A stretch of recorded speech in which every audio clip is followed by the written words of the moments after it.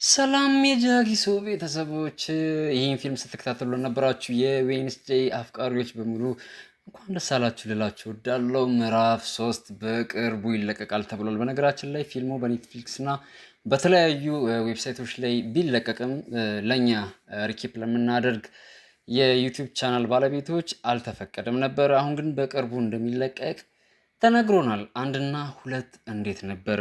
ዌንስዴይ ምን ያህል ናፍቃችኋለች? እስኪ በኮመንት ሀሳባችሁን ሼር እያደረጋችሁ ከኔ ጋር ቤተሰባዊነታችንን የምንቀጥል ይሆናል ማለት ነው። በእውነት እኔም እንደ ቤተሰብ ሆኛለሁ መሰለኝ። በጣም ትናፍቀኛለች። ምዕራፍ 3 ላይ ምን ሆና የምትመጣ ይመስላችኋል?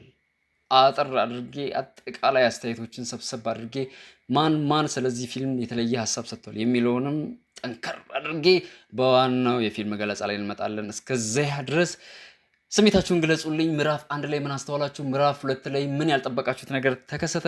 ምዕራፍ 3 ምን ይሆናል ብላችሁ ታስባላችሁ? እኔ ደስ ብሎኛል። የፊልም ተለቆ ሲያይ ከእናንተ ጋር ዘና ፈታ እያልኩኝ ቆይታዬን አሳምራለሁ ብዬ ተስፋ አደርጋለሁ። ጃጊሶ ፊልሞች ነን። ዌንስዴይ በቅርቡ ትመለሳለች። ምዕራፍ 3 ሊለቀቅ ነው። መልካም ቆይታ፣ መልካም መዝናናት ከጃጊሶ ፊልሞች።